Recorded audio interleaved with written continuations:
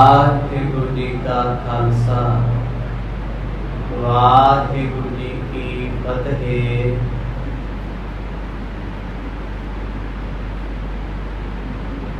गरीब नवाज सतगुरु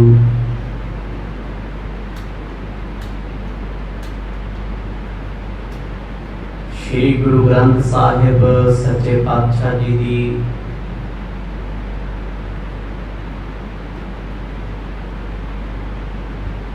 अमृतमई गोद विच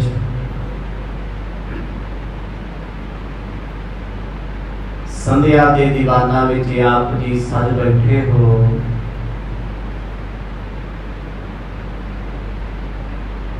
भागा भरिया दिन गुरु साहब जी ने बख्शिश किया है। आओ इनू सफला बनाइए।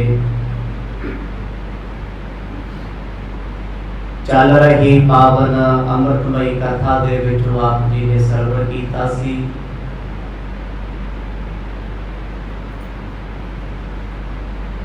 दीन दुनिया दे वाली गुरु नानक साहब जी महाराज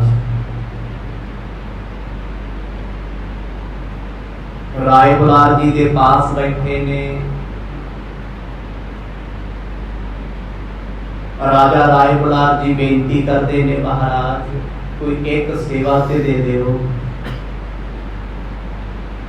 मैं कोई सेवा अपने अखी ते अपने हथी करके वेख लवां। मेरे हृदय को सुकून मिलेगा।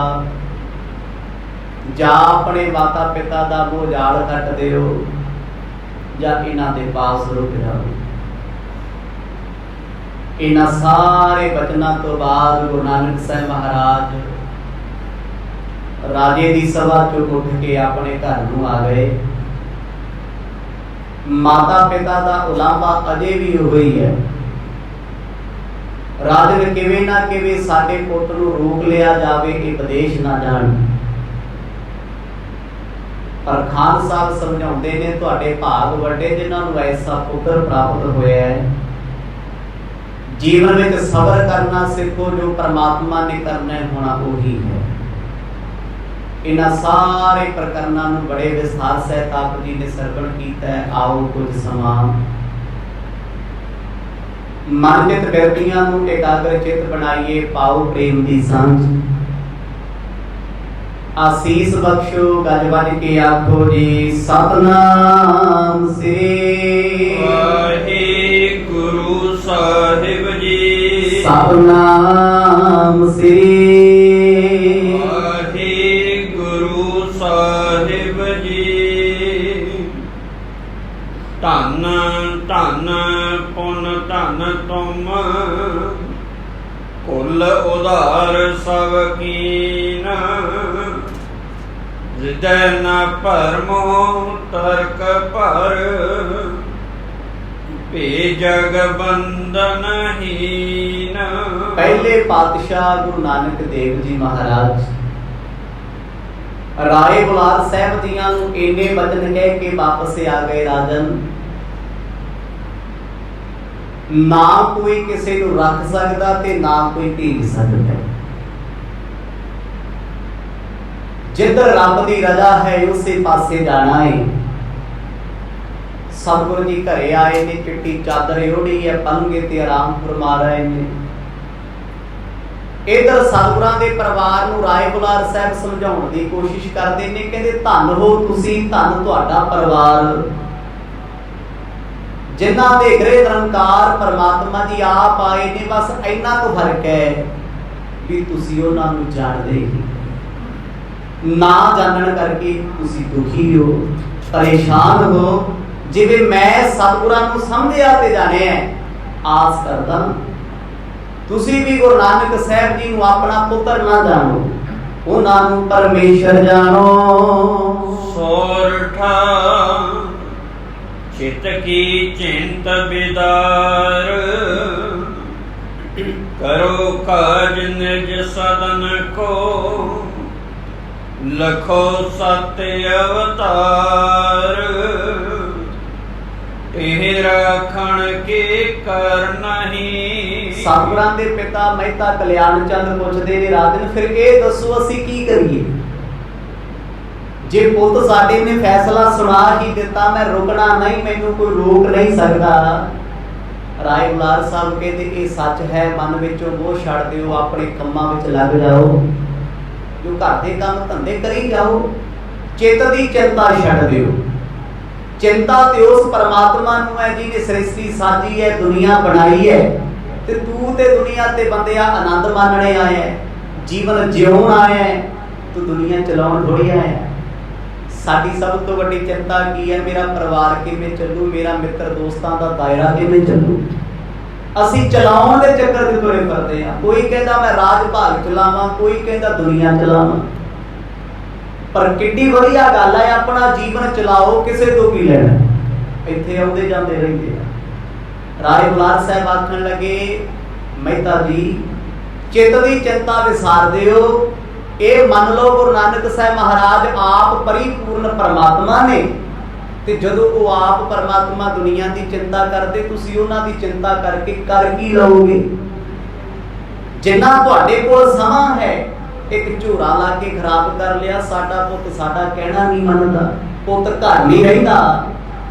इत्थे थ्योरी किहड़ी है? जियो और जीने दो, भी अपनी जिंदगी का आनंद माणो, दूजा जिवें मर्जी आनंद माणे, तुहानूं की है? जे अज तुसीं मेरी गल मन के घर जाओगे, अपने पुत नूं कुछ नहीं कहोगे, एक दिन छेती मुड़ के आवणगे। सरवैया तीर धरी सुन आए गए घर, भोजन के हित मात बुलावे। सतगुरां दे पिता चाचा जी, माता तृप्ता जी राजे दीयां गल्लां ते अकीदा कीता है, भरोसा कीता है, सत वचन कह के घर नूं आ गए भी अज तो बाद असीं अपने पुत नूं कुछ नहीं कहना। सानूं बार-बार राय बुलार जी इहो गल कहिंदे आ, तुसीं क्यों चिंता करदे? चिंता ते करतार करे जो अवतार दिंदा है, जन्म दिंदा है, मौत दिंदा है। घरे आ गए, आके प्रशादा पानी छकिया है, पर अंदरों अंदर झोरा जरूर है भी अज ते पुत घरे दिसदा है, की पता है कल होवे ना होवे। फकीरां वाली हालत है। पर हुणे अपना दुख जाहिर नहीं करते। दुनियावी तौर पर भी एक बंदा बहुता रोई जाए, बहुता दुखी होई जाए, तन ते कोई रोग लग्या, किसी रोगी नूं वेखो 2 महीने 6 महीने ते बहुत तड़फदा, मुड़ के तड़फनों हट जांदा, क्योंकि मन पक्का कर लिया भी ये ठीक नहीं होना, मैं इस रोग दे नाल चल वसना है। उन्होंने मरण तो भी डर नहीं लगता, वो कहता वधिया चलिया जाऊंगा ते इस रोग तो खैड़ा छुटेगा मेरा। वेखियो भाई तुसीं इदां दे लोग, वो बीमारी तो इन्ने टुट जांदे आ, वो परवाह करनी छड्ड दिंदे आ। ते जे ये परवाह पहला छड्डी हुंदी ते शायद वो रोग, वो बीमारी बहुता दुखी ना कर सके। सतगुरां दे पिता जी नूं गल समझाई है भी मोह दा रोग तुहानूं लगया होया है। राय बुलार साहब कहते छड्ड दिओ इहनूं, जो करनगे भला ही होएगा। तुसीं अपने काम काज करो, पटवारखाना छड्डी बैठे हो, अपनी मेहनत बंद कीती हुई है, काम धंधा तुसीं नहीं कर रहे, सिर्फ इस करके मेरा पुत वेला साडा कहना नहीं मनदा।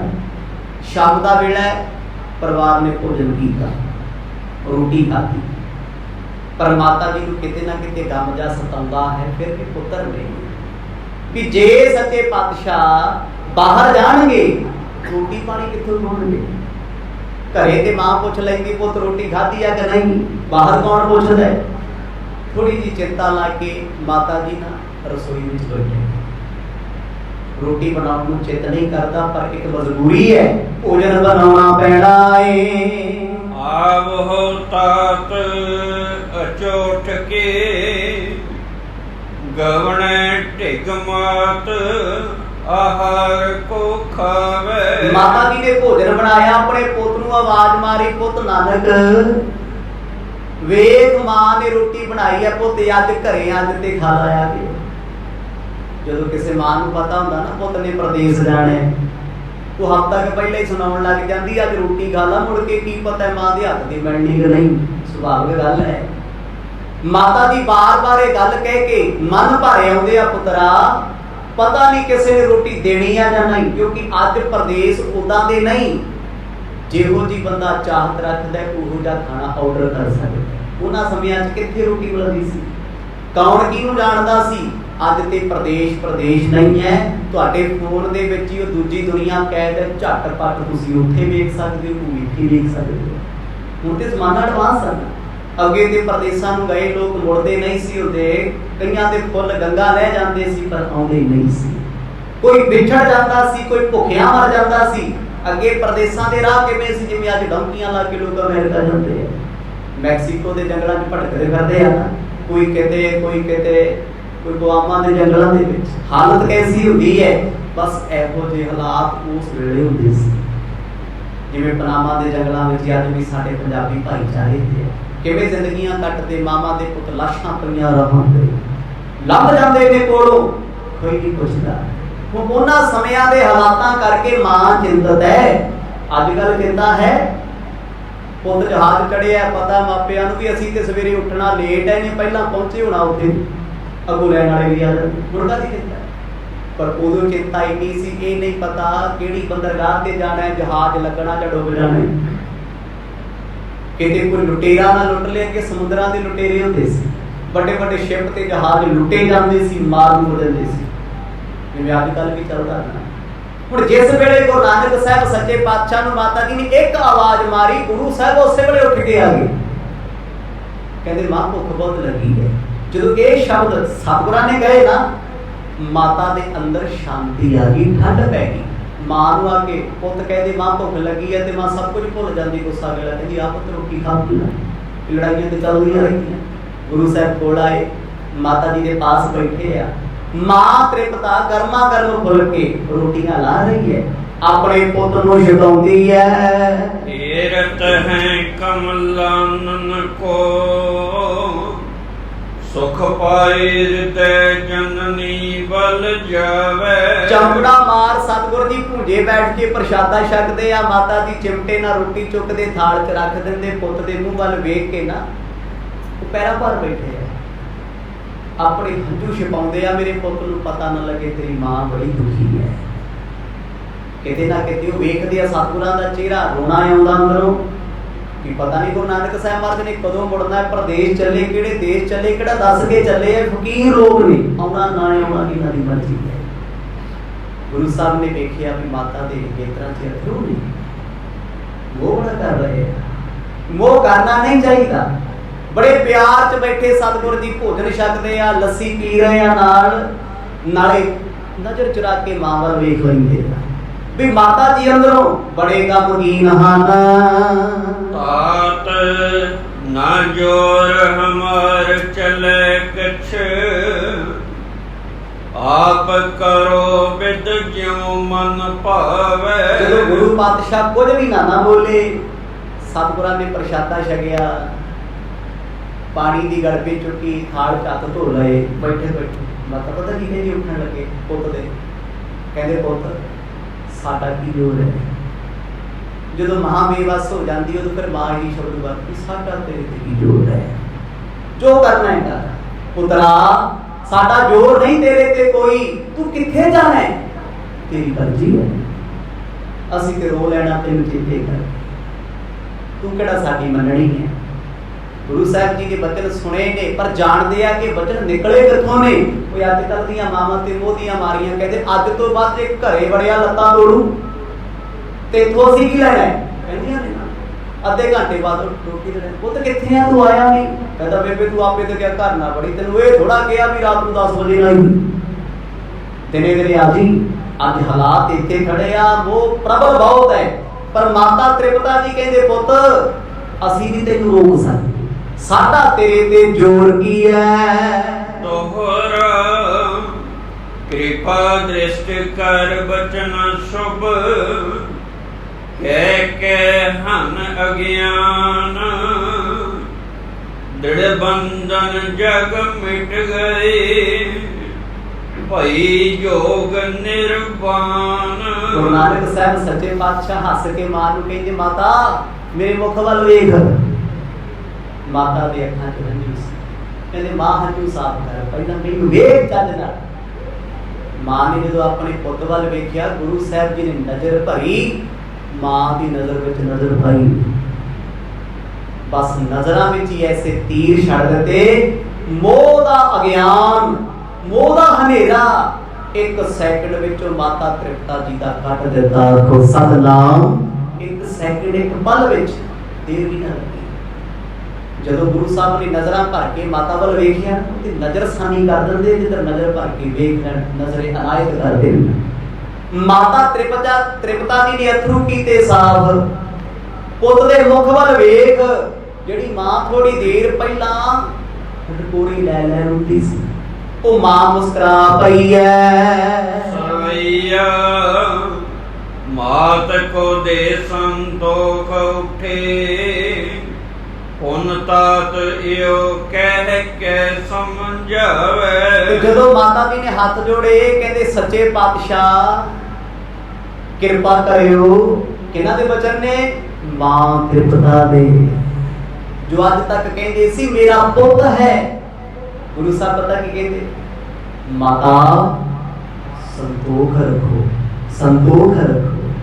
हाथ जोड़ के कहते पातशाह तुसी संतोख बख्शिया ते असी कमा लिया। आखो सतनाम।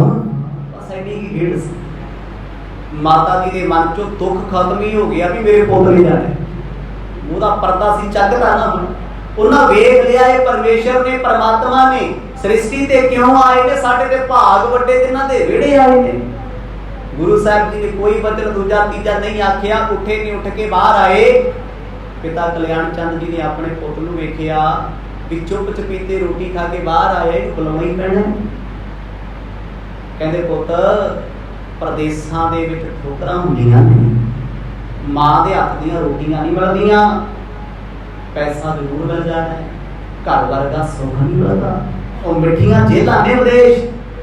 गुरु नानक साहब महाराज ने सुनिया ते सुन के मुस्कुरा पए। पिता जी वल वेखिया, पिता जी पलंगे ते बैठे सी, सतगुर भी कोल बैठे। पिता जी फिर वही गल शुरू कर दे, पुत तू घर छड्ड के तां जावें ते तैनूं कमी होवे कोई? दसो जी किस बंदे को इत्थे प्रॉपर्टी है, जमीन है, वो आखे मैं अमेरिका जाना, मैं कैनेडा जाना, मैं आस्ट्रेलिया जाना है, ये तो बड़ा बेवकूफ है कोई? जिहदे कोल सब कुछ इत्थे होवे वो क्यों गुलामियां करे लोकां दी? हां वो जावे जिहदा घर कच्चा है, रोटी नहीं पकदी, दो दो तीन तीन भरा ने, भैन विआहण वाली बैठी, वो ते प्रदेश दीयां ठोकरां खावे जा। ते जदों इधर वाले चले जांदे ने, पिछों बुड्ढे बापू लोकां दे सहारे तुले फिरदे आ। कोई टैक्सी ले आओ, करे जाना है हॉस्पिटल, कोई साडी गल सुन लो, कदे किसी दी मिन्नतां, कदे किसी दे तरलियां। हाल यही है ना। ते जिन्हां दी ज़मीनां इत्थे ने, वो कहंदे दे दो गुरुद्वारे मंदिर मस्जिद किसी ट्रस्ट नूं, असीं की करना होना है, साडे ते बच्चे सैटल ने। फिर की होया? हुणे सारी जिंदगी लई मरदे रहे इन्हां वास्ते, ते पल विच छड्ड के उधर जा बैठे। वो कहंदे साडी कमाई, साडी पेंशन किसे काम ना आई, असीं ते इन्ना कुछ बनाया, साडे ते बच्चे नहीं रहे कोल। पिता जी उस संदर्भ में बोलते हैं, पुत्र तू चंगी नौकरी कर सकता है, चंगा काम कर सकता है, सब कुछ छड्ड के प्रदेश जाएगा, किसी फकीर नाल जा बैठेगा। अब मैं इन्ना कुछ इकट्ठा किहदे वास्ते कीता है?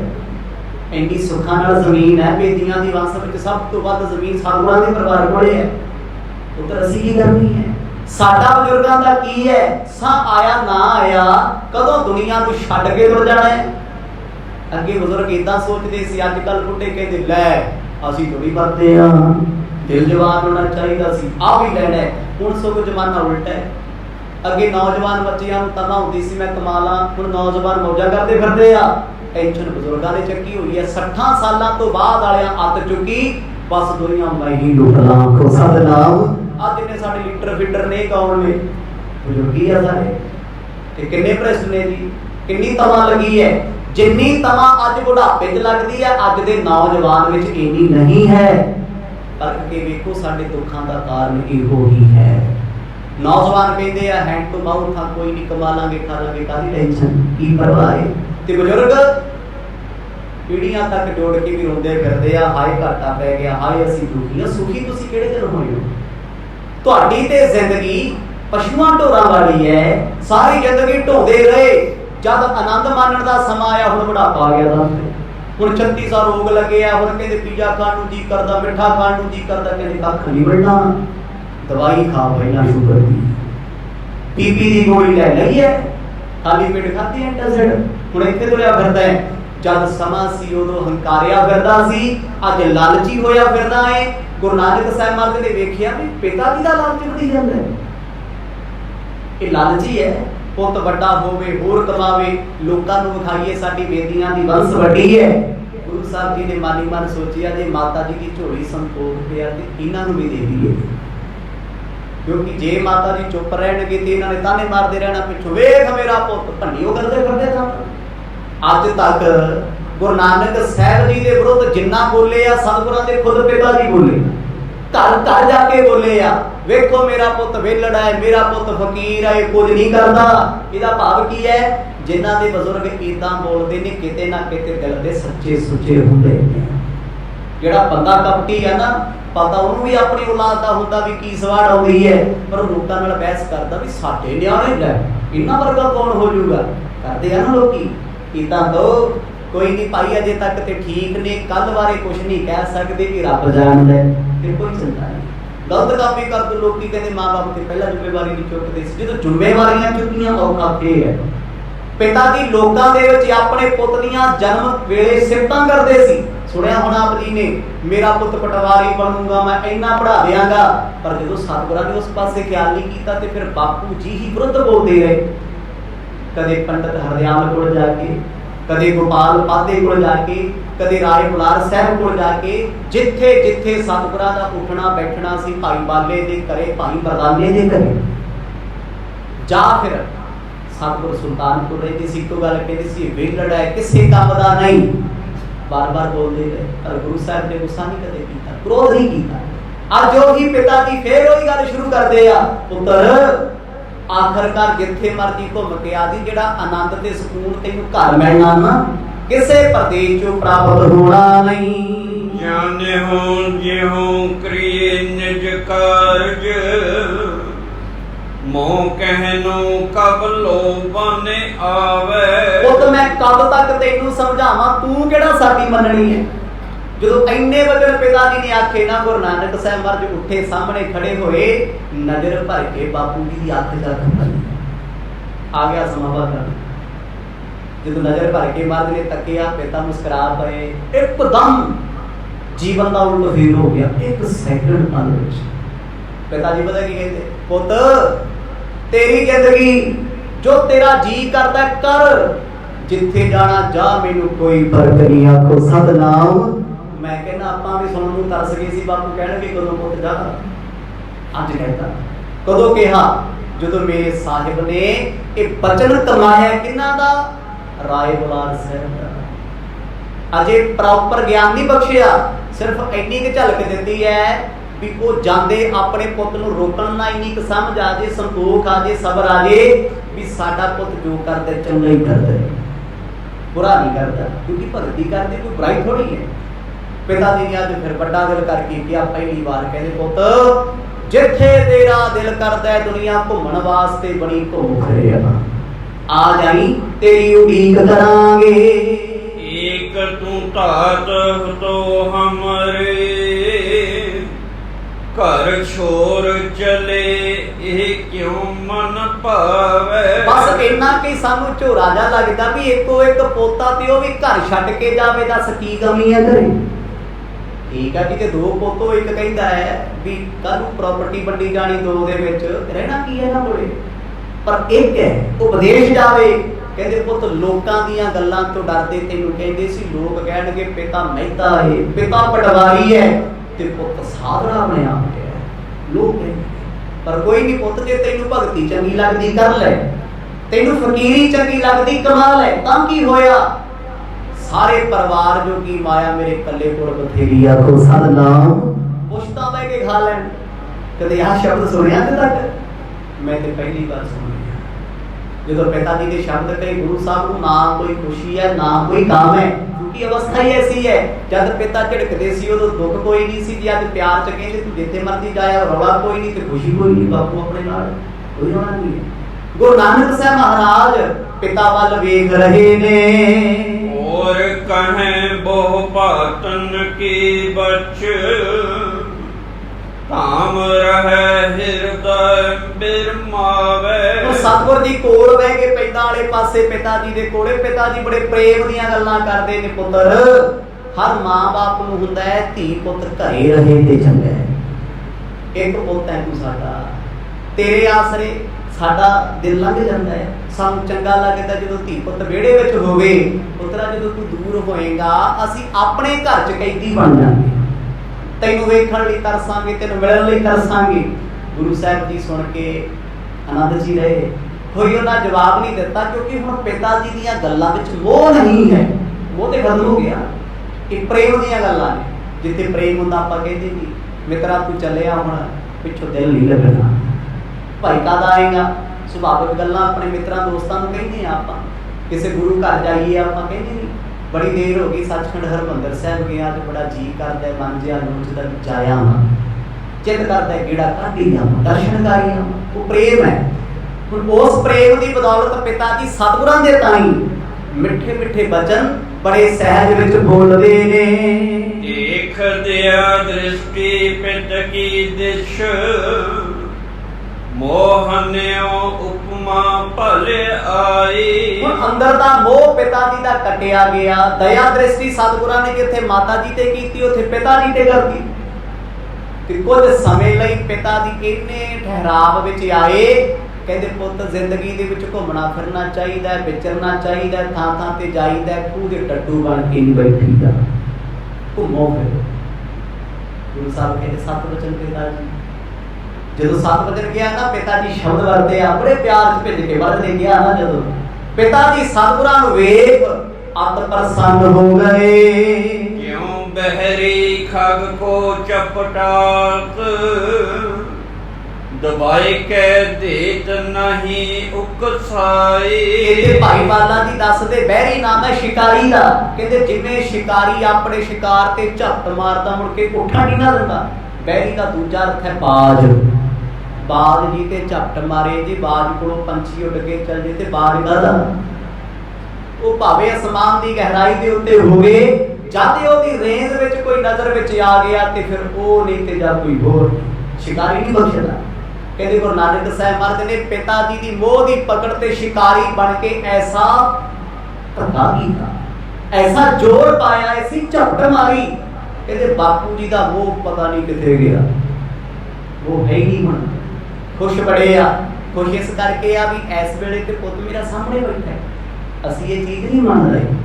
ਜੋ ਸਾਡੇ ਕੋਲ ਨਹੀਂ ਹੈ ਅਸੀਂ ਉਹਦੇ ਪਿੱਛੇ ਭੱਜੇ ਫਿਰਦੇ ਆ। ਜੋ ਸਾਡੇ ਕੋਲ ਹੈ ਉਹਦਾ ਅਸੀਂ ਕਦੇ ਆਨੰਦ ਮਾਣਿਆ ਹੀ ਨਹੀਂ, ਉਹਦਾ ਸਾਨੂੰ ਚਾਹੀ ਕੋਈ ਨਹੀਂ। ਸਿਰਫ ਬੰਦਾ ਕੋਲ ਰਹਿਣ ਵਾਲੀ ਰੱਖਣ ਵਾਲੀ ਚੀਜ਼ ਦਾ ਕਦੇ ਸੁੱਖ ਨਹੀਂ ਮਾਣਦਾ। ਜਦੋਂ ਕੋਲੋਂ ਚਲੀ ਜਾਏ ਫਿਰ ਦੁਖੀ ਹੈ, ਤੇ ਜਦ ਉਹ ਵਸਤੂ ਕੋਲ ਨਹੀਂ ਹੈ ਤੇ ਉਦੋਂ ਦੁਖੀ ਹੈ। ਹੁਣ ਗੁਰੂ ਪਿਤਾ ਸਤਿਗੁਰ ਕੋਲ ਬੈਠੇ ਆ, ਸਤਿਗੁਰਾਂ ਦੇ ਪਿਤਾ ਜੀ ਖੁਸ਼ ਨੇ। ਅੱਜ ਤੱਕ ਨਹੀਂ ਹੋਏ ਵੀ ਪੁੱਤ ਘਰ ਬੈਠਾ ਮੈਂ ਆਪਣੇ ਪੁੱਤ ਤੋਂ ਖੁਸ਼ ਹਾਂ। ਅੱਜ ਖੁਸ਼ ਨੇ ਵੀ ਵਿਦੇਸ਼ ਜਾਣਾ ਜਾਵੇ, ਪਰ ਹੁਣ ਤੇ ਕੋਲ ਬੈਠਾ ਨਾ। ਇਸ ਪਲ ਤੇ ਸਤਿਗੁਰ ਜੀ ਅੱਖਾਂ ਦੇ ਸੰਮੁਖ ਹਨ। ਸ਼ਾਂਤ ਭਈ ਮਨ ਫਿਰ ਕਹਿਓ ਨੇ, ਦੂਸ਼ਣ ਹੋਏ ਰਹਿਓ ਸੁਖ ਪਾਈ। ਸਤਿਗੁਰ ਜੀ ਉੱਠੇ ਨੇ ਪਿਤਾ ਜੀ ਦੇ ਕੋਲੋਂ ਤੇ ਪਿਤਾ ਜੀ ਸ਼ਾਂਤ ਹੋ ਕੇ ਬਹਿ ਗਏ, ਬਿਲਕੁਲ ਸ਼ਾਂਤ, ਨਜ਼ਰਾਂ ਨੂੰ ਟਿਕਾਣੇ। ਸ਼ਾਂਤੀ ਜਦੋਂ ਆ ਗਈ ਨਾ, ਸਾਡੀਆਂ ਨਜ਼ਰਾਂ ਟਿਕ ਜਾਣਗੀਆਂ, ਅਸੀਂ ਭੜਕਾਂਗੇ ਨਹੀਂ। ਸਾਡਾ ਅਸ਼ਾਂਤ ਮਨ ਹੈ, ਧਾਰਮਿਕ ਥਾਂ ਤੇ ਬਹਿ ਕੇ ਵੀ ਸਾਡੀਆਂ ਨਜ਼ਰਾਂ ਧਾਰਮਿਕ ਨਹੀਂ ਨੇ, ਕੰਨ ਧਾਰਮਿਕ ਨਹੀਂ ਨੇ। ਗੁਰੂ ਦੀ ਹਜ਼ੂਰੀ ਵਿੱਚ ਬੈਠੇ ਕਿ ਅਸੀਂ ਲੋਕਾਂ ਦੇ ਅਵਗੁਣ ਅੱਖਾਂ ਨਾਲ ਫੋਲਦੇ ਰਹਿੰਦੇ ਹਾਂ। ਕਿੱਡਾ ਵੱਡਾ ਪਾਪ ਕਮਾਈਦਾ ਜੀ। ਗੁਰੂ ਦੀ ਹਜ਼ੂਰੀ ਵਿੱਚ ਬਹਿ ਕੇ ਲੋਕਾਂ ਦੀ ਨਿੰਦਿਆ ਦਾ ਚਸਕਾ ਲੈਣਾ ਚਾਹੁੰਦੇ ਆ। ਬਾਹਰ ਕੀਤੇ ਪਾਪ ਗੁਰੂ ਘਰ 'ਚ ਬਖਸ਼ੇ ਜਾ ਸਕਦੇ, ਤੇ ਜੇ ਗੁਰੂ ਘਰ ਦਰਗਾਹ 'ਚ ਪਾਪ ਕਰ ਲਏ ਤੇ ਕਿਹੜੀ ਦਰਗਾਹ ਬਖਸ਼ੂਗੀ? ਹੈ ਕੋਈ? ਬਹੁਤ ਵੱਡੇ ਪਾਪ ਨੇ। ਹੁਣ ਸਤਿਗੁਰਾਂ ਦੇ ਪਿਤਾ ਕੋਲ ਬੈਠੇ ਆ, ਮਨ ਸ਼ਾਂਤ ਹੋ ਗਿਆ। ਅੱਜ ਕੋਈ ਬੁਰਾਈ ਨਹੀਂ, ਕੋਈ ਬੁਰਾ ਖਿਆਲ ਨਹੀਂ, ਬਿਲਕੁਲ ਪੀਸਫੁਲੀ। ਕਦੇ ਬੈਠੇ ਤਾਂ ਪਿਤਾ ਤੇ ਕਲਪਦੇ ਰਹਿੰਦੇ ਸੀ, ਤੜਫਦੇ ਰਹਿੰਦੇ ਸੀ, ਬੋਲਦੇ ਰਹਿੰਦੇ ਸੀ। ਜਿੱਦਣ ਗੁਰੂ ਕੀ ਬਾਣੀ ਦਾ ਅਸਰ ਸਿੱਖ ਦੇ ਜੀਵਨ ਤੇ ਹੋ ਗਿਆ ਤੇ ਸਿੱਖ ਜਿੱਥੇ ਬੈਠਾ ਆਪਣੇ ਰਸ 'ਚ ਬੈਠੋ, ਕਹਿੰਦਾ ਮੈਨੂੰ ਜੱਗ ਦੀ ਕੀ ਪਰਵਾਹ, ਮੈਨੂੰ ਆਪਣੇ ਪਿਆਰੇ ਸਤਿਗੁਰ ਦੀ ਪਰਵਾਹ। ਤੇ ਸਾਨੂੰ ਅੱਜ ਗੁਰੂ ਘਰ ਬੈਠੇ ਆ, ਮੰਦਰ ਮਸਜਿਦ ਬੈਠੇ ਆ, ਵੀ ਲੋਕਾਂ ਦੀ ਪਰਵਾਹ ਹੈ, ਗੁਰੂ ਦੀ जिथे सानू प्यार ते प्रीत ते फिक्र कोई नहीं, किते ना किते कोई माड़ा कर्म अगे आ जाता है। पिता शांत बैठे आ, मर्ज उठ के बाहर आ गए, पर बापू जी ने मुड़ के अपने पुत्र वाल नहीं देखिया भी ये इदां क्यों कर रहा है, ख्याल ही नहीं कोई। शांति किथे है? जिथे सारे थॉट्स तुहाडे मुक जाण, रुक जाण। कल की होया, अज की होना है, कल की होएगा, ये खत्म साडे ते हुंदे आ नहीं। गुरदा साहब हक दे विच है, सोची जाना है अज आ कर लीए, कल ओ कर लांगे, उन्हें कल इदां क्यों बोलिया। ਅਸੀਂ ਤਿੰਨੇ ਕਾਲਾਂ ਵਿੱਚ ਫਸੇ ਪਏ ਆ ਤੇ ਜਿੱਦਣ ਤਿੰਨਾਂ ਚੋਂ ਨਿਕਲ ਗਏ ਉਧਰ ਫਿਰ ਬਾਣੀ ਦਾ ਇੱਕ ਇੱਕ ਅੱਖਰ ਸਮਝ ਆਊਗਾ। ਕਿੰਨਾ ਪਿਆਰਾ ਬਚਨ ਸਤਿਗੁਰਾਂ ਲਿਖਿਆ ਹੈ, ਕਿੰਨਾ ਰਸ ਹੈ, ਕਿੰਨਾ ਆਨੰਦ ਹੈ, ਕਿੰਨਾ ਪ੍ਰੇਮ ਹੈ। ਭਿੱਜ ਜਾਓਗੇ ਤੁਸੀਂ। ਫਿਰ ਬਾਣੀ ਪੜੋਗੇ ਨਾ, ਕੋਲ ਬੈਠਾ ਸੁਣਨ ਵਾਲਾ ਵੀ ਕਹਿੰਦਾ ਭਾਈ ਸਾਹਿਬ ਅੱਜ ਬਹੁਤ ਆਨੰਦ ਆਇਆ, ਬੜਾ ਰਸ ਆਇਆ, ਕਿਉਂਕਿ ਗਾਉਣ ਵਾਲਾ ਸੁਣਾਉਣ ਵਾਲਾ ਭਿੱਜਿਆ ਹੋਇਆ ਸੀ।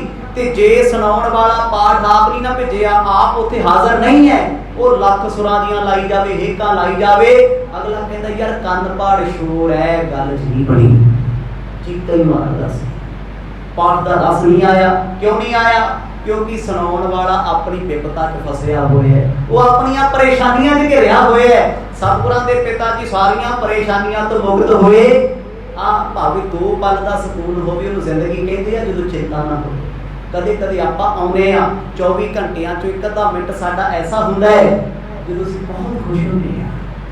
ਪਰ ਜੇ ਜ਼ਿਆਦਾਤਰ ਵੇਖਿਆ ਜਾਵੇ 24 ਘੰਟੇ ਸਾਡੇ ਅਸੀਂ ਸੜੇ ਪਏ ਆ ਕੋਲੇ ਵਾਂਗੂ ਹਰ ਵੇਲੇ। ਕੋਈ ਸਾਨੂੰ ਨਹੀਂ ਵੀ ਬੁਲਾਉਂਦਾ, ਸਾਡੇ ਮਨ 'ਚ ਤਾਂ ਪਾਪ ਜਾਵੇ ਕਹਿਣਾ ਕਿਉਂ ਨਹੀਂ ਬੁਲਾਉਂਦਾ। ਕੋਈ ਸਾਨੂੰ ਬੁਲਾਉਂਦਾ ਹੈ, ਸਾਡੇ ਅੰਦਰ ਫੇਰ ਪਾਪ ਆ ਜਾਣਾ, ਇਹ ਕਿਉਂ ਬੁਲਾਉਂਦਾ ਹੁਣ। ਕੋਈ ਕਿਸੇ ਕੋਲ ਖੜ ਗਿਆ ਤਾਂ ਪਾਪ ਆ ਜਾਣਾ ਵੀ ਸਾਡੇ ਕੋਲ ਕਿਉਂ ਨਹੀਂ ਖੜਿਆ। ਇਹ ਕੀ ਹੈ? अंदर दी अशांति, अंदर दी ईवल बुराई। पर गुरु साहब ने पिता दे अंदर दी बुराई मुका दित्ती। बुराई केड़ी सी? वो ही पिता हर वेले सोचदे सी मेरा पुੱਤ मर्दाने नाल तुरिया फिरदा नहीं, ਉਹਨੂੰ ਝਿੜਕ ਦਿੰਦੇ ਆ। मेरा पुੱਤ भाई बाले नाल तुरिया फिरदा, ਉਹ बालिया तू मेरा पुੱਤ पटता, ਇਹਦਾ मोती खाना उजाड़ता, तू अपने घर आराम नाल बैठा मेरे पुੱਤ ਦੇ पैसे खर्चाई जांदा। ਇਹ ਕੀ ਸੀ? एक बुराई सी अंदर वो दी। ਅੱਜ ਜਦੋਂ ਨਾ ਇਹ ਬਚਨ ਗੁਰੂ ਸਾਹਿਬ ਨੇ ਕਹਿ ਦਿੱਤੇ, ਅੱਜ ਤੋਂ ਬਾਅਦ ਜੇ ਭਾਈ ਬਾਲਾ ਵੀ ਆਉਣਗੇ ਤੇ ਪਿਤਾ ਜੀ ਹੱਥ ਹੀ ਜੋੜਨਗੇ, ਕਿਉਂਕਿ ਹਾਜ਼ਰ ਨੇ ਜ਼ਿੰਦਗੀ 'ਚ ਹਾਜ਼ਰ। ਕਦੇ ਇਕੱਲੇ ਬਹਿ ਕੇ ਸੋਚਿਓ ਉਮਰਾਂ ਸਾਡੀਆਂ ਕਿੰਨੀਆਂ ਹੋ ਗਈਆਂ, ਅਸੀਂ ਘਰ ਦੇ ਜਿਸ ਕਮਰੇ 'ਚ ਬੈਠੇ ਹਾਂ ਅਸੀਂ ਹਾਜ਼ਰ ਹਾਂ ਉੱਥੇ ਨਹੀਂ? ਹਾਂ, ਬਿਲਕੁਲ ਵੀ ਨਹੀਂ ਹਾਂ। ਅਸੀਂ ਜਿਹੜੀ ਪਾਰਕ ਵਿੱਚ ਬੈਠੇ ਹਾਂ, ਜਿਹੜੀ ਲੋਕੇਸ਼ਨ ਤੇ ਬੈਠੇ ਹਾਂ, ਕਿਸੇ ਵੀ ਥਾਂ ਤੇ ਬੈਠੇ ਹਾਂ, ਭਾਵੇਂ ਹੋਟਲ ਹੈ, ਕੋਈ ਥਾਂ ਹੈ, ਅਸੀਂ ਹਾਜ਼ਰ ਹਾਂ ਉੱਥੇ ਨਹੀਂ। ਗੁਰੂ ਘਰ ਬੈਠੇ ਆ, ਕਥਾ ਸੁਣਦੇ ਆ, ਕੀਰਤਨ ਸੁਣਦੇ ਆ, ਪਾਠ ਕਰਦੇ ਆ, ਆਪਣੇ ਮਨ ਨੂੰ ਪੁੱਛ ਵੀ ਤੂੰ ਇੱਥੇ ਬੈਠਾ ਹੈ?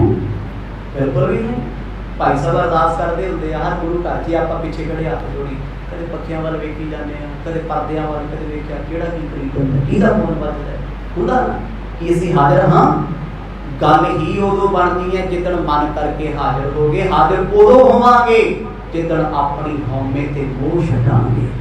ਜਦ ਗੁਰੂ ਨਾਨਕ ਸਾਹਿਬ ਮਹਾਰਾਜ ਜਦੋਂ ਘਰੇ ਆਉਂਦੇ ਸੀ ਰੌਲਾ ਉਦੋਂ ਵੀ ਹੁੰਦਾ ਸੀ, ਪਰ ਅੱਜ ਰੌਲਾ ਮੁੱਕ ਗਿਆ।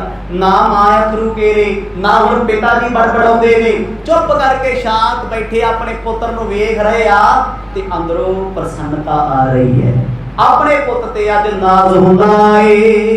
ਉਡ ਰਹੇ ਪਰਯੰਕ ਕੇ ਉੱਪਰ श्री गुरु नानक जी गत दाई। ਅੱਜ ਸਾਜਰੇ ਹੀ ਸਤਿਗੁਰਾਂ ਨੇ ਚਾਦਰ ਲਈ ਪਲੰਗੇ ਤੇ ਸੌਂ ਗਏ। ਅੱਗੇ ਪਿਤਾ ਜੀ ਨਾ ਇਹ ਵੀ ਬਰਦਾਸ਼ਤ ਨਹੀਂ ਸੀ ਕਰਦੇ। ਮੇਰਾ ਪੁੱਤ ਜੇ ਘਰੇ ਆਉਂਦਾ ਤੇ ਸੁੱਤਾ ਹੀ ਰਹਿੰਦਾ, ਪਤਾ ਨਹੀਂ ਇਹਨੂੰ ਕੀ ਬਿਮਾਰੀ ਹੈ। ਕਦੇ ਕਿਸੇ ਵੈਦ ਨੂੰ ਬੁਲਾ ਲਿਆ, ਕਦੇ ਕਿਸੇ ਨੂੰ। ਜੇ ਮਰਦ ਘਰ ਨਹੀਂ ਆਉਂਦੇ ਫੇਰ ਕਹਿੰਦੇ ਤੂੰ ਟਿਕਦਾ ਨਹੀਂ। ਜੇ ਚੁੱਪ ਬੈਠੇ ਆ ਤੇ ਚੁੱਪ ਨਹੀਂ ਰਹਿਣ ਦਿੰਦੇ। ਮਤਲਬ ਹਰ ਪਾਸੇ ਕੋਈ ਨਾ ਕੋਈ ਗੱਲ ਕਰੀ ਜਾਂਦੀ। ਅੱਜ ਗੁਰੂ ਸਾਹਿਬ ਪਲਗੇ ਤੇ ਪਏ ਆ, ਪਿਤਾ ਜੀ ਕੋਲੇ ਆਏ, ਅੱਜ ਨਹੀਂ ਬੋਲੇ ਕਿਉਂਕਿ ਅੰਦਰ ਸ਼ਾਂਤ ਹੈ। ਸ਼ਾਂਤ ਬੰਦਾ ਹੀ ਦੂਜੇ ਨੂੰ ਸ਼ਾਂਤ ਰਹਿਣ ਦੇ ਸਕਦਾ। ਦੁਖੀ ਕੋਲ ਜਾ ਕੇ ਬਹਿ ਜਾਓ, ਤੁਹਾਨੂੰ ਪਰੇਸ਼ਾਨ ਕਰ ਦੇਗਾ। ਗੁਰੂ ਸਾਹਿਬ ਸਿੰਘਾਸਣ ਤੇ ਪਏ, ਪਿਤਾ ਜੀ ਨੇ ਇੱਕ ਵੀ ਸ਼ਬਦ ਨਾ ਕਿਹਾ ਵੀ ਅੱਜ ਸਾਜਰੇ ਕਿਉਂ ਸੌਂਦੇ ਆ, ਅੱਜ ਕਿਉਂ ਵਿਹਲਾ ਪਿਆ, ਕੰਮ ਕਿਉਂ ਨਹੀਂ ਕਰਦਾ।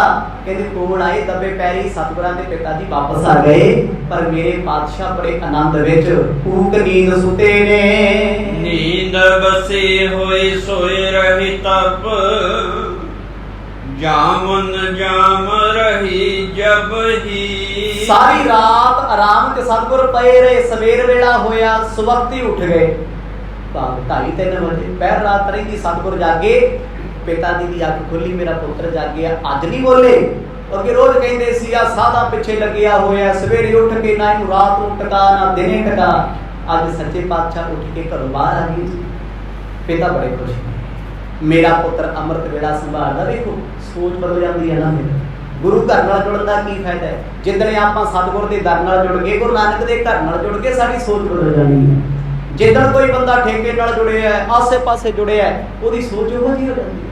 ਗੁਰੂ ਨਾਨਕ ਸਾਹਿਬ ਮਹਾਰਾਜ ਘਰ ਤੋਂ ਬਾਹਰ ਆਏ, ਪਿਤਾ ਜੀ ਅੱਜ ਨਹੀਂ ਬੋਲੇ ਵੀ ਪੁੱਤ ਇੱਡੇ ਸਵਖਤੀ ਉੱਠ ਕੇ ਕਿੱਥੇ ਤੁਰਿਆ ਫਿਰਦਾ ਹੈ, ਫਕੀਰਾਂ ਵਾਂਗੂ ਸਾਧਾ ਨਹੀਂ। ਰੱਬ ਦਾ ਸ਼ੁਕਰ ਕਰਦੇ ਨੇ। ਆਲਸ ਛੋਰ ਉਠੇ ਕਰੁਣਾ ਨਿਧ, ਦਾਸਨ ਕੀ ਸੁਖ ਦਾ ਸਭ ਹੀ। ਅੱਜ ਸਤਿਗੁਰ ਜੀ ਚੁੱਪ ਚਪੀਤੇ ਘਰ ਤੋਂ ਬਾਹਰ ਆਏ। ਗੁਰੂ ਸਾਹਿਬ ਨੂੰ ਭਾਈ ਬਾਲਾ ਜੀ ਮਿਲ ਗਏ ਅੰਮ੍ਰਿਤ ਵੇਲੇ। ਜਦੋਂ ਮਿਲੇ ਨੇ, ਮੋਢੇ ਤੇ ਚਾਦਰਾ ਰੱਖਿਆ ਹੋਇਆ ਹੈ। ਸਾਹਿਬ ਜੀ ਪਿੰਡ ਤੋਂ ਬਾਹਰ ਵਾਲੇ ਪਾਸੇ ਆ ਗਏ। ਮੁਰਾਦ ਕੀ ਹੈ? ਇਸ਼ਨਾਨ ਕਰੀਏ, ਇਸ਼ਨਾਨ ਕਰਕੇ ਚੌਂਕੜਾ ਲਾਈਏ, ਰੱਬ ਦੀ ਇਬਾਦਤ ਦੇ ਵਿੱਚ ਬੈਠੀਏ। ਨਾਹਿਨ ਕਹੇਤ ਚਲੇ ਉਠ ਬਾਹਰ, ਚੰਦ ਕੀ ਜੋਨ ਦਿਪੈ ਤਬ ਹੀ। ਚੰਦ ਚਾਨਣੀ ਰਾਤ ਸੀ। ਗੁਰੂ ਸਾਹਿਬ ਚੱਲਦੇ ਚੱਲਦੇ ਨਾ ਰਾਏ ਬੁਲਾਰ ਸਾਹਿਬ ਦੇ ਘਰ ਦੇ ਬਿਲਕੁਲ ਦੀ ਸਾਹਮਣੇ ਵੀ ਆਏ। ਰਾਹ ਚੋਂ ਉਧਰ ਨੂੰ ਆ ਗਿਆ। ਸਤਿਗੁਰਾਂ ਦੇ ਉੱਠਣ ਦੀ, ਚੱਲਣ ਦੀ ਪੈੜ ਚਾਲ ਰਾਏ ਬੁਲਾਰ ਸਾਹਿਬ ਦੇ ਕੰਨਾਂ 'ਚ ਪਈ। ਕਿਉਂਕਿ ਪਤਾ ਹੈ ਖੜਾਮ ਪਾ ਕੇ ਸਤਿਗੁਰ ਹੀ ਤੁਰਦੇ ਆ। ਅੰਮ੍ਰਿਤ ਵੇਲੇ ਗੁਰੂ ਸਾਹਿਬ ਹੀ ਜਾਗਦੇ ਆ। ਇਸ ਵੇਲੇ ਤੇ ਰਾਏ ਬੁਲਾਰ ਸਾਹਿਬ ਵੀ ਉੱਠ ਕੇ ਬਹਿ ਗਏ ਤੇ ਗੁਰੂ ਨਾਨਕ ਸਾਹਿਬ ਵਰਗੇ ਕਿਸੇ ਖੂਹ ਵੱਲ ਚੱਲੇ ਆ, ਕਿਤੇ ਇਸ਼ਨਾਨ ਕਰ ਲਈਏ। ਉਸੇ ਥਾਂ ਤੇ ਬਹਿ ਕੇ ਚੌਂਕੜਾ ਲਾ ਕੇ ਰੱਬ ਦੀ ਇਬਾਦਤ ਕਰੀਏ। ਕਿਉਂ ਭਗਤੀ ਪ੍ਰਕਾਸ਼ਨ ਕੋ ਸਭ, ਦੇਸ਼ ਵਿਦੇਸ਼ ਚਲੇ ਅਬ ਹੀ। ਅੱਜ ਮਨ ਵਿੱਚ ਸਾਹਿਬਾਂ ਨੇ ਫੁਰਨਾ ਕੀਤਾ ਵੀ 1-2 ਦਿਨ ਕੱਟਣ ਤੋਂ ਬਾਅਦ ਦੇਸ਼ ਵਿਦੇਸ਼ ਚਲੇ ਗਏ। ਹੁਣ ਘਰ ਨਹੀਂ ਰਹਿਣਾ, ਪਿੰਡ ਨਹੀਂ ਰਹਿਣਾ, ਨਗਰ ਵਿੱਚ ਨਹੀਂ ਰਹਿਣਾ। ਕਿਉਂਕਿ ਜੇ ਨਗਰ ਵਿੱਚ ਰਵਾਂਗੇ, ਜਿਸ ਕਾਰਜ ਵਾਸਤੇ ਇਸ ਧਰਤੀ ਤੇ ਆਏ ਆ ਉਹ ਅਧੂਰਾ ਰਹਿ ਜਾਏ। ਇਹ ਫੁਰਨਾ ਰਾਏ ਬੁਲਾਰ ਸਾਹਿਬ ਜਾਣ ਗਏ। ਕਿਉਂਕਿ ਹੁਣ ਉਹ ਅੰਤਰਜਾਮੀ ਨੇ। ਜਿਨ੍ਹਾਂ ਗੁਰੂ ਨਾਨਕ ਸਾਹਿਬ ਦੀ ਸੰਗਤ ਕੀਤੀ, ਸਤਿਗੁਰ ਜਿਨ੍ਹਾਂ ਕੋਲ ਭੱਜੇ ਜਾਂਦੇ ਇੱਕ ਬਚਨ ਤੇ ਉਹ ਦਿਲਾਂ ਦੀਆਂ ਜਾਣਦੇ ਆ। ਉਹਨਾਂ ਦੇ ਮਨ ਵਿੱਚ ਵੀ ਆਇਆ ਵੀ ਗੁਰੂ ਸਾਹਿਬ ਛੇਤੀ ਚਲੇ ਜਾਣਗੇ। ਕਿਉਂਕਿ ਉਹ ਤਾਂ ਰਾਜਾ ਸ਼ਿਵਨਾਭ ਨਿਤ ਚੇਤੇ ਕਰਦਾ ਏ। ਉਪਹਰਥ ਚਲੇ ਨਹਿ ਕੋਏ, ਫਿਰੇ ਕਦੋਏ ਤਬੈ ਗਤ ਦਾਈ। ਚੱਲਦੇ ਚੱਲਦੇ ਸਤਿਗੁਰ ਇੱਕ ਖੂਹ ਤੇ ਆਏ। ਵੇਖਿਆ ਉੱਥੇ ਕੋਈ ਮਾਲ ਨਹੀਂ ਚੱਲਦੀ, ਕੋਈ ਹਲਟ ਨਹੀਂ ਚੱਲਦੀ, ਕੋਈ ਟਿੰਡ ਨਹੀਂ ਚੱਲਦੀ, ਖੂਹ ਬੰਦ ਹੈ। ਗੁਰੂ ਸਾਹਿਬ ਖੂਹ ਤੋਂ ਮੁੜੇ ਆਏ। ਕਿਉਂਕਿ ਪੁਰਾਣੇ ਬਜ਼ੁਰਗ ਤੇ ਸਾਧੂ ਮਹਾਤਮਾ ਕਦੇ ਵੀ ਵਾਸੀ ਪਾਣੀ ਨਾਲ ਨਹੀਂ ਸੀ ਹੁੰਦੇ।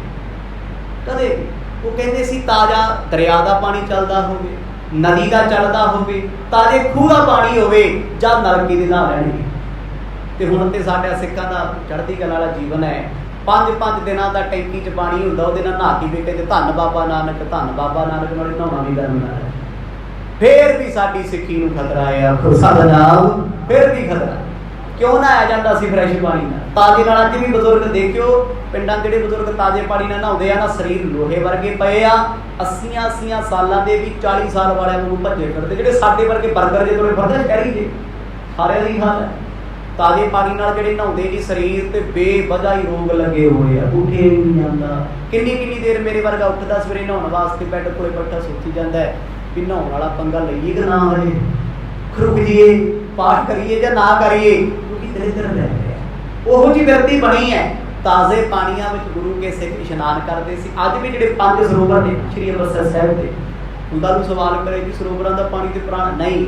5 ਸਰੋਵਰਾਂ ਵਿੱਚ ਹੰਸਲੀਆਂ ਬਣੀਆਂ ਨੇ। ਤਾਜ਼ਾ ਪਾਣੀ ਇੱਕ ਪਾਸੋਂ ਆਉਂਦਾ, ਦੂਜੇ ਪਾਸੇ ਜਾ ਰਿਹਾ। ਚੱਲਦਾ ਪਾਣੀ ਸਦਾ ਹੀ ਤਾਜ਼ਾ ਹੈ।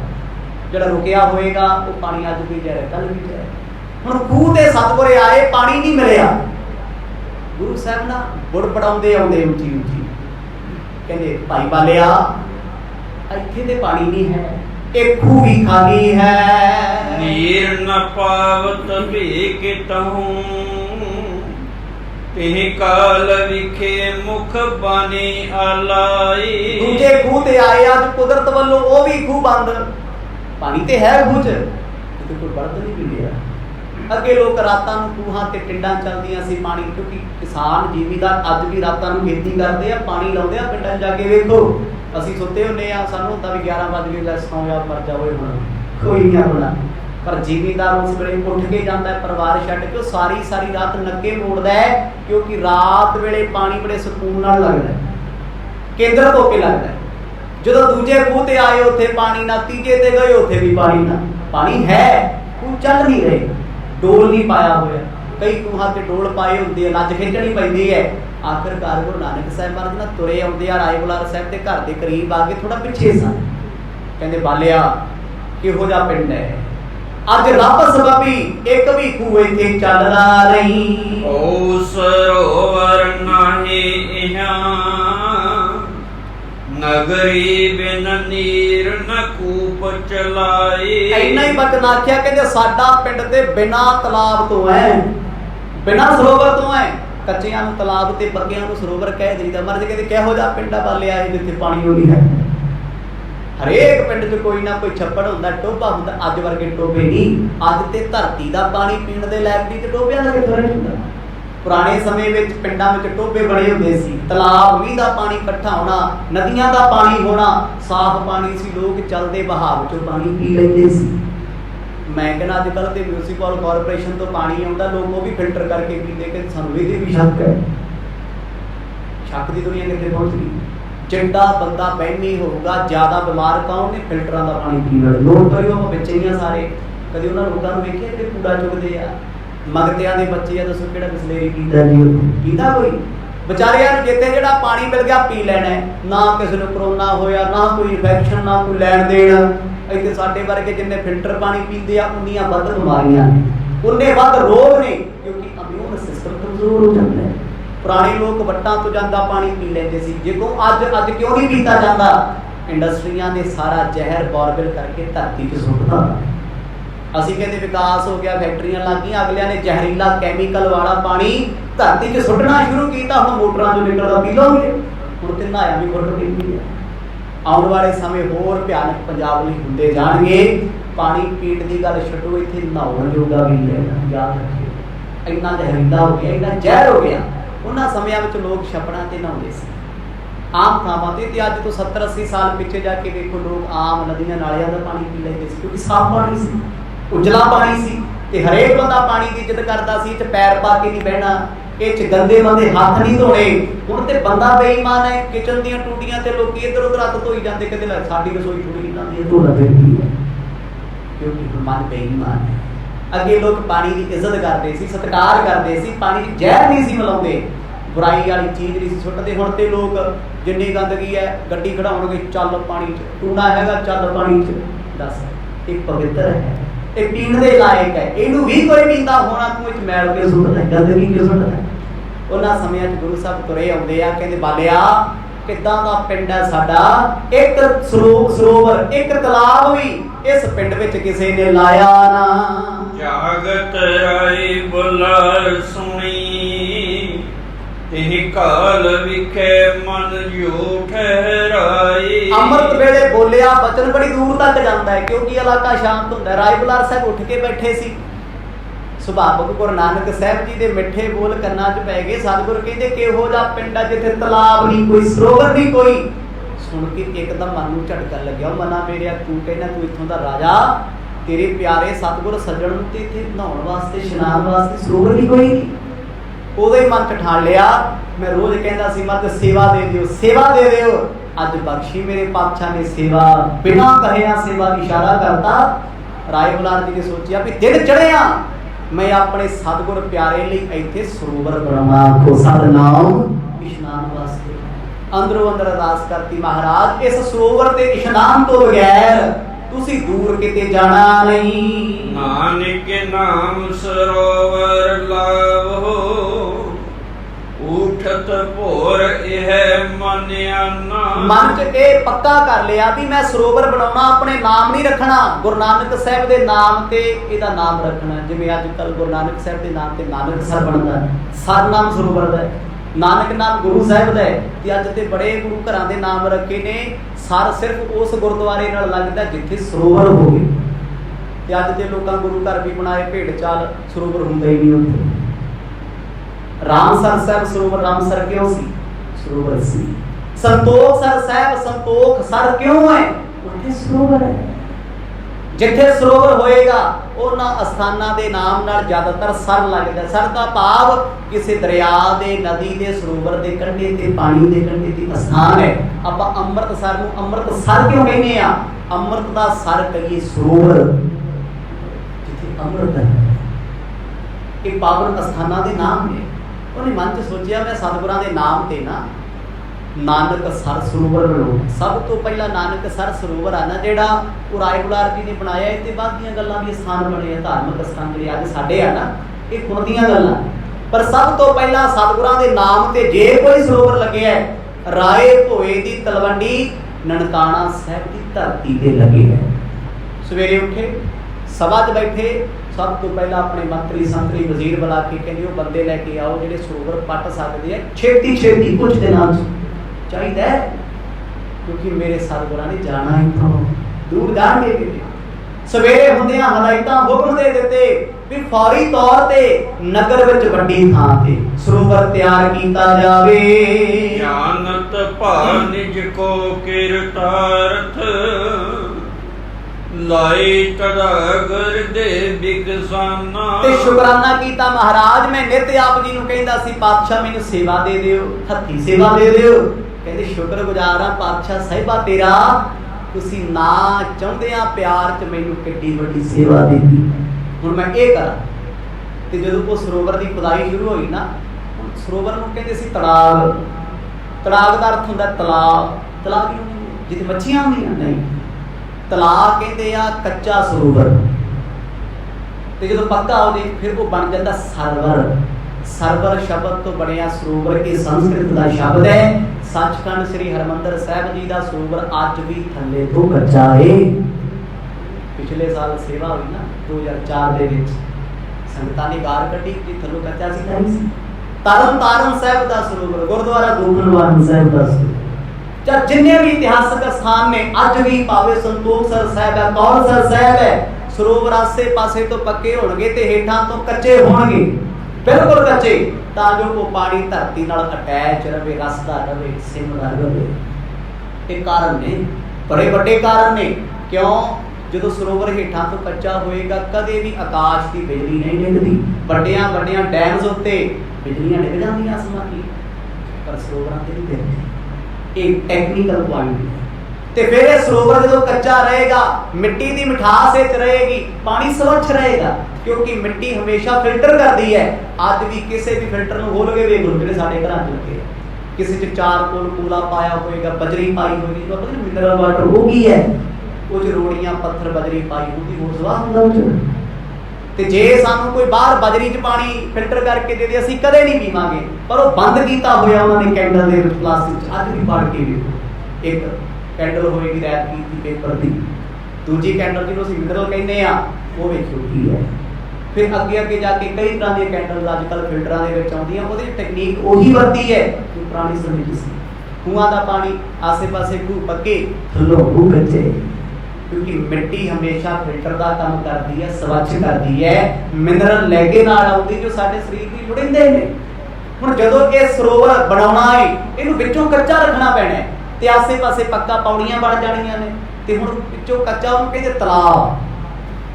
ਤੇ ਚਲੋ ਹੁਣ ਪਰਿਭਾਸ਼ਾ ਬਦਲ ਗਈ ਲੋਕਾਂ ਦੀ, ਅੱਗੇ ਸਰੋਵਰ ਨੂੰ ਤਲਾਬ ਕਹਿੰਦੇ ਸੀ। ਅੱਜ ਤੋਂ 50 ਸਾਲ ਪਿੱਛੇ ਪੁੱਛਿਓ, ਬਜ਼ੁਰਗ ਆਮ ਕਹਿੰਦੇ ਸੀ ਭਾਈ ਤੂੰ ਅੰਮ੍ਰਿਤਸਰ ਵਾਲੇ ਤਲਾਬ 'ਚ ਨਹਾਇਆ ਆ, ਤੇ ਅੱਜ ਕਹਿ ਕੇ ਵੇਖਿਓ ਅਗਲਾ ਕਹਿੰਦਾ ਓਏ ਸਰੋਵਰ ਕਹਿ, ਤਲਾਬ ਨਹੀਂ ਬੋਲਣਾ। ਕੱਟੜਤਾ ਜ਼ਿਆਦਾ ਆ ਗਈ, ਗਿਆਨ ਘਟ ਗਿਆ। ਸਰੋਵਰ ਨੂੰ ਤਲਾਬ ਕਹਿ ਲਓਗੇ ਕੋਈ ਫਰਕ ਨਹੀਂ ਪੈਂਦਾ। ਤਲਾਬ ਤੇ ਤਲਾਬ 'ਚ ਫਰਕ ਹੈ। ਤਲ ਆਬ, ਤਲ ਭਾਵ ਮਿੱਟੀ, ਤਲਾ ਥੱਲਾ, ਆਬ ਜਿਹ 'ਚ ਪਾਣੀ ਖੜਾ ਹੈ, ਤਲਾ ਜਿਹਦਾ ਆਸਾ ਪਾਸਾ ਪੱਕਾ ਹੈ ਤੇ ਥੱਲੋਂ ਕੱਚਾ ਹੈ। ਇਹ ਚੀਜ਼ਾਂ ਸੀ। ये साडे विरासती शब्द सी, साडे जो अलोप हो गए। सरोवर शब्द माड़ा नहीं है, गुरु साहब ने बनाए ने सरोवर नूं तलाक कह लईए कोई बुरा नहीं है। अज भी इतिहास में जो शब्द दर्ज किए हुए हैं, तड़ाग, तड़ागी नूं कहंदे आ, तड़ागी लक ते बनी ना बच्चों के छोटे छोटिਆਂ ਦੇ ਵੇਖੀ होनी तड़ागी बनी। हुण ਜਿਹੜੇ सरोवर ਦੇ आसे पासे कंढे बनाए ਹੁੰਦੇ ਸੀ पक्के करके, ਉਹਨੂੰ ਕਹਿੰਦੇ ਸੀ तड़ाग। ਜਿਹਦਾ ਪਾਣੀ ਬਾਹਰ ਉਛਲ ਕੇ ਨਾ ਜਾਵੇ ਉਹਨੂੰ ਤਲਾਬ ਬੋਲਿਆ ਜਾਂਦਾ ਹੈ, ਤੇ ਜਿਹੜਾ ਹੇਠਾਂ ਤੋਂ ਕੱਚਾ ਹੋਵੇ ਤਲਾਬ ਹੁੰਦਾ ਹੈ, ਤਲਾਬ ਕਹਿੰਦੇ। ਰਾਏ ਬੁਲਾਰ ਸਾਹਿਬ ਨੇ ਸੋਚਿਆ ਵੀ ਮੈਂ ਇਸ ਤਲਾਬ, ਇਸ ਸਰੋਵਰ ਦਾ, ਇਸ ਤਲਾਬ ਦਾ ਨਾਮ ਸਤਿਗੁਰਾਂ ਦੇ ਨਾਮ ਤੇ ਰੱਖਣਾ ਏ। ਸੋ ਖੁਨ ਵਾਏ ਤਹਾਂ ਝਟਤੀ, ਦਿਨ ਈਖਦ ਮੈਂ ਕਰ ਤਿਆਰ ਸੋ ਜਾਨਾ। 2-4 ਦਿਨਾਂ ਵਿੱਚ ਫਟਾਫਟ ਦਿਨ ਰਾਤ ਕਰਾ ਕੇ ਰਾਏ ਬੁਲਾਰ ਸਾਹਿਬ ਜੀ ਨੇ ਇੱਥੇ ਇੱਕ ਤਲਾਬ ਖੁਦਵਾਇਆ, ਸਰੋਵਰ ਬਣਵਾਇਆ, ਜਿਹਦਾ ਨਾਮ ਬਾਬਾ ਗੁਰੂ ਨਾਨਕ ਜੀ ਦੇ ਨਾਮ ਤੇ ਰੱਖਿਆ। ਮਰਦ ਨੂੰ ਬੇਨਤੀ ਕੀਤੀ, ਪਾਤਸ਼ਾਹ ਜੀ ਇਸ਼ਨਾਨ ਕਰੋ। ਅੰਮ੍ਰਿਤ ਵੇਲਾ ਹੋਇਆ, ਸਤਿਗੁਰਾਂ ਆ ਕੇ ਚੁੱਪੀ ਲਾਈ, ਇਸ਼ਨਾਨ ਕੀਤਾ। ਕਹਿੰਦੇ ਰਾਏ ਬੁਲਾਰ ਸਾਹਿਬ ਇਹ ਸਾਡੇ ਨਾਂ ਤੇ ਨਹੀਂ, ਇਹਦਾ ਨਾਮ ਤੁਹਾਡੇ ਨਾਂ ਤੇ ਵਜੂ। ਆਖੋ ਸਤਿਨਾਮ। ਇਹ ਹੈ ਪ੍ਰੇਮ। ਉਹਨਾਂ ਗੁਰੂ ਸਾਹਿਬ ਦੇ ਨਾਂ ਤੇ ਰੱਖਿਆ, ਤੇ ਅੱਜ ਵੀ ਉਹ ਸਰੋਵਰ ਨਨਕਾਣਾ ਸਾਹਿਬ ਦੀ ਧਰਤੀ ਤੇ ਰਾਏ ਬੁਲਾਰ ਸਾਹਿਬ ਜੀ ਦੇ ਨਾਮ ਨਾਲ ਜਾਣਿਆ ਜਾਂਦਾ ਹੈ। ਸਮਾਂ ਸਮਾਪਤ ਹੈ। ਅਗਲੇਰੀ ਕਥਾ ਸਤਿਗੁਰਾਂ ਦੇ ਹੁਣ ਇਸ ਜੋ ਚੱਲ ਰਿਹਾ ਸਫ਼ਰ ਹੈ ਉਹਦੀ ਸ਼ੁਰੂ ਹੋਣ ਵਾਲੀ, ਕਿਉਂਕਿ ਗੁਰੂ ਸਾਹਿਬ ਘਰ ਛੱਡ ਕੇ ਚੱਲੇ ਨੇ। ਉਹ ਸਫ਼ਰ ਬੜਾ ਟਫ ਹੋਏਗਾ, ਬੜਾ ਔਖਾ ਹੋਏਗਾ, ਉਹਦੀ ਖੋਜ ਬੜੀ ਗਹਿਰੀ ਹੈ। ਜਿਵੇਂ ਮਰਦ ਕਿਰਪਾ ਕਰਨਗੇ ਆਪਾਂ ਆਨੰਦ ਮਾਣਾਂਗੇ। ਵਾਹਿਗੁਰੂ ਵਾਹਿਗੁਰੂ ਵਾਹਿਗੁਰੂ ਵਾਹਿਗੁਰੂ।